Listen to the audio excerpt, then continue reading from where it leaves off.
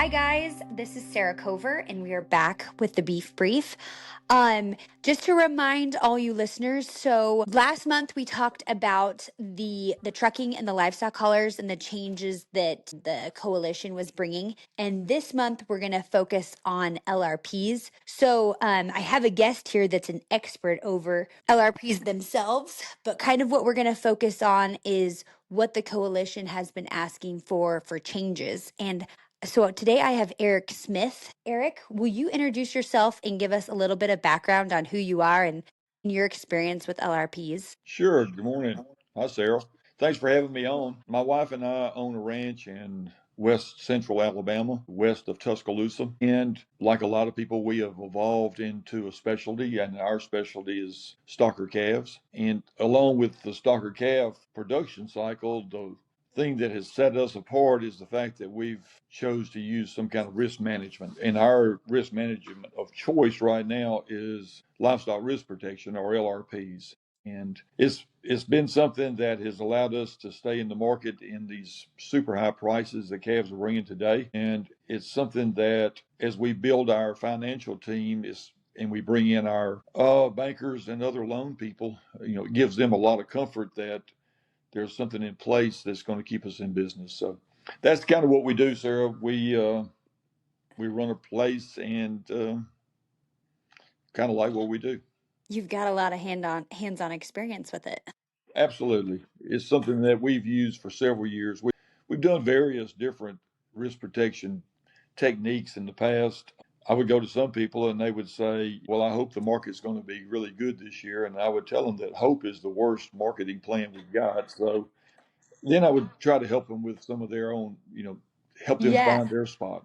I know that hope has worked for 2-3 years now, but absolutely at these unprecedented prices, you have to be thinking ahead, right? Of what Absolutely. could happen. So, okay, let's go backwards a little bit, Eric, because I think of what I'm reading and what I've got is that you've already have seen some wins in some of your asks. So why don't we start at the very beginning of how it was structured when you guys met the first time, and what about how the LRPs were structured was not useful for the producer at that point?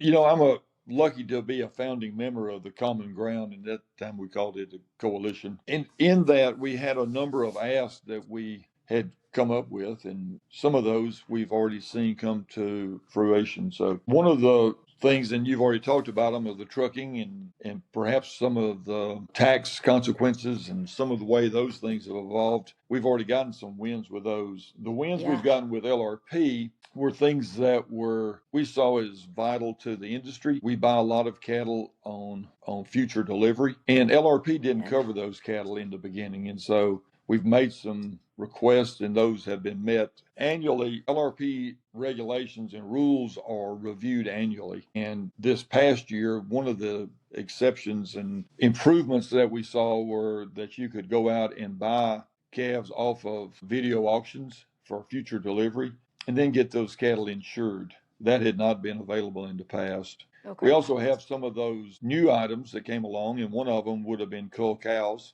We're somewhat disappointed that beef cull cows are not included, but dairy cows are. Obviously, we're trying to work to include beef cows too, and to use the same template that dairy's using right now. Yeah. So those are a couple of things that have been there.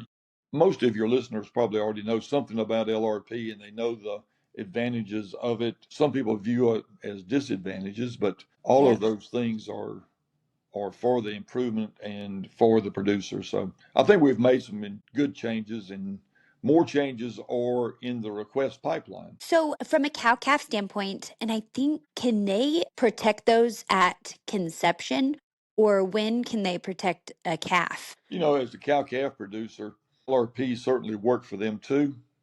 And we have an unborn calf option. And so Okay. as you get into pregnancy check time, you can go in there, and that ratio is 50-50. So you choose you choose the unborn calf option, then it's 50 steers, and 50% steers, 50% heifers. Right. It doesn't allow you to be exactly on what you have during birth, but it is an option that you could use ahead of time, particularly when the market was spiking like it did at the end of October.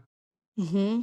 We were, for the last 6 months, we've been in unprecedented territory, but every day and every week we climbed higher and higher. And should some of the cow calf people have chosen to use those options, you can do them out, as far as 52 weeks, Wow. basically cover yourself for a whole year, and Right. you Get would have had additional your calf crop production. covered. That's right. You'd have your whole production cycle covered, and then all you've been looking at is just the health of your cattle. Yeah.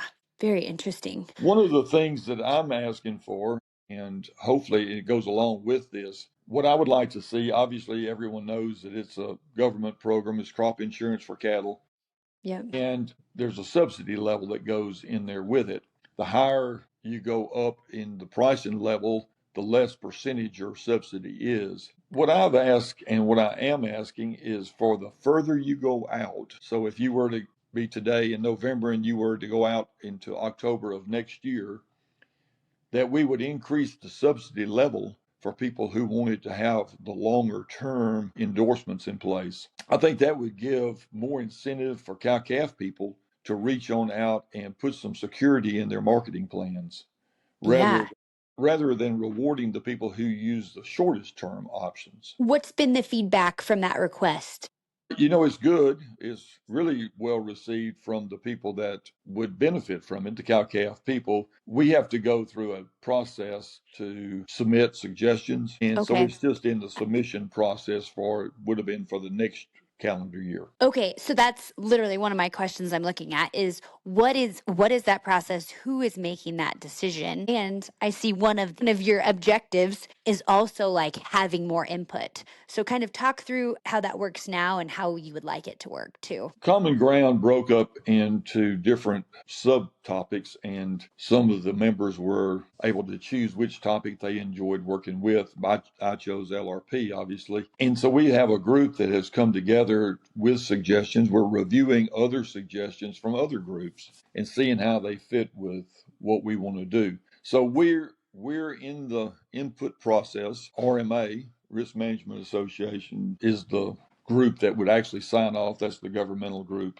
There's a person who was in the beginning founding thought process of LRP, and he still has a tremendous amount of influence. And so we're working with him to, I'd rather not say his name, but we're working Yeah. with him to get some of these suggestions and improvements in place. Things that we see as we go along and utilize the product, and we say, gosh, I wish we could do something to make a difference here. And those are some of Yeah. the ideas that we're having. Specifically, the suggestion I have that does the better subsidy the further you go out is one. We also have something where it gives you an opportunity. We're looking at it if the market has run farther away from you, a way to reposition those endorsements. I don't know if that's a possibility or not, but that's something that's been brought up. One of the possibilities would be, again, more focus on the environment and the things that are going on around you, and so as not to penalize people who have endorsements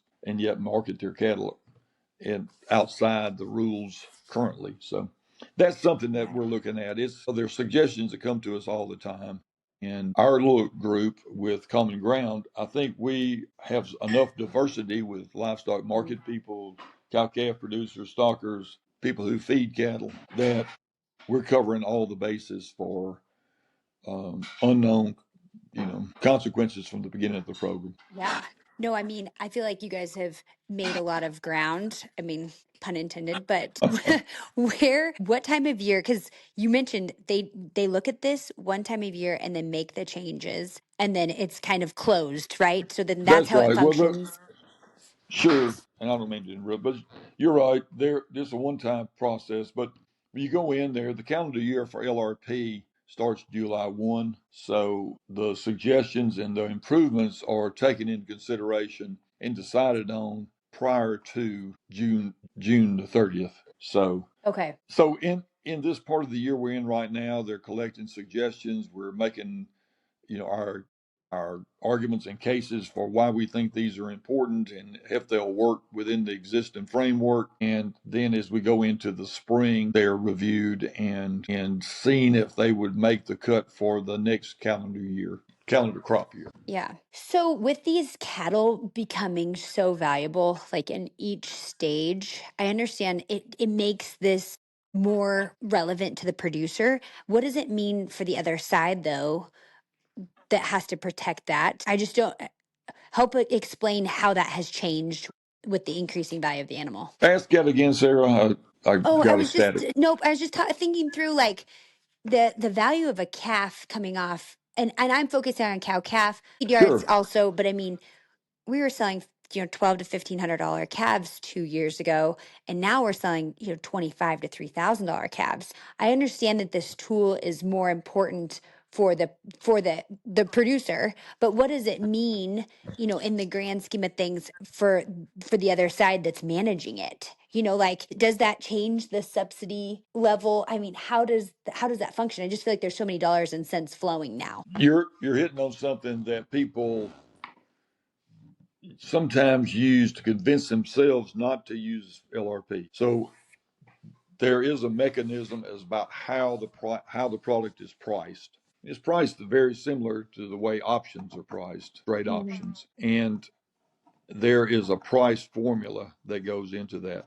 And when we were in the $1,200 range, though that formula made the cost to the producer somewhat less. As we've gotten up, and one of the things you've seen is as we've gotten somewhere in the $3 a pound range for, and I'm going to say yearlings, that price is reflected into premium cost. And so a lot of times I'll visit with clients or customers and they'll say, well, this is a lot more expensive. And a lot more expensive might be $50 a head more than it was last year. But we're also covering Oh, $1,000 of more. value in the calf more than we were last year. So the people that are Absolutely. carrying the risk have a formula that goes into that, and how that is reviewed is 2 or 3 steps above the agent level. So For sure. I have input to it, and I say, if you want us to utilize this program and this product, we need to rein in producer cost. Everything out there has gone up, including this risk management insurance. So you're right. There's people on the other side of this that we don't see who are carrying the risk, but it's something that we would like to address, which Yeah, would go back to that suggestion I have that we increase the subsidy for the people that are willing to go out the longest distance and cover their calf crop. Because in the end, the people that the whole network hinges on is the cow calf producer. And for that cow calf producer to utilize this as a tool and a business tool is the motivation behind us. Oftentimes, you get into these situations where something happens across the country or something happens to a region and this disaster occurs, and then we're asking as producer groups, USDA, to come in there and make some kind of special appropriations and help that sector. By utilizing the LRP, oftentimes we head that off. This money's already appropriated by Congress, and we don't need to go back through these special appropriation asks. So the more people we use it, the stronger the network becomes. I think that's a huge item to be known in the industry. That would be a big takeaway from today for me. Well, it is one of the things that's out there, and it puts us on a level playing field with other businesses in that we've got some structure and we know what the outcomes are going to be, rather than being at the mercy of special appropriations that might get funded or may not. People Abs- worry about during the shutdown that we're in now. Hopefully, will be over soon. LRP program is not held hostage by that. So if there's an indemnity due, this money is still available. So producers are okay. taken care of. Yeah.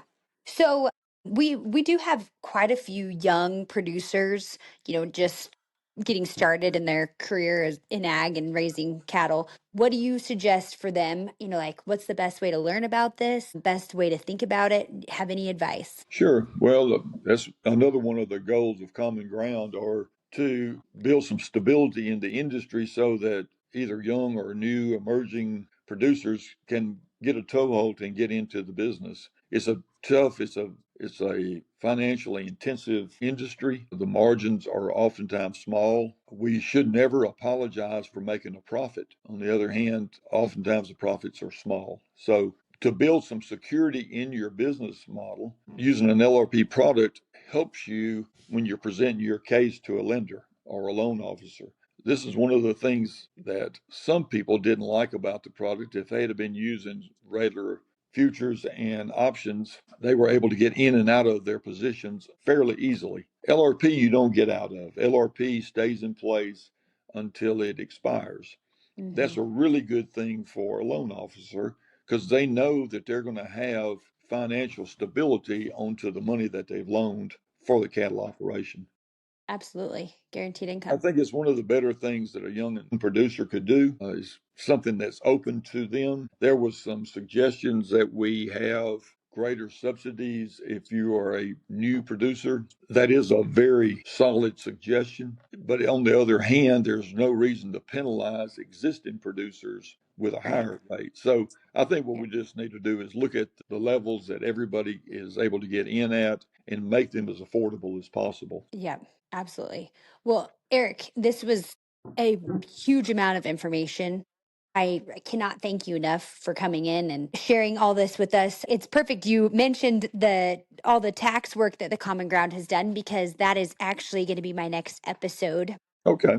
next month. So I'm hoping to get Chad Ellingson on to talk through that. But He's very well versed, so I'm sure he'll do a great yeah, job. I'm really looking forward to it.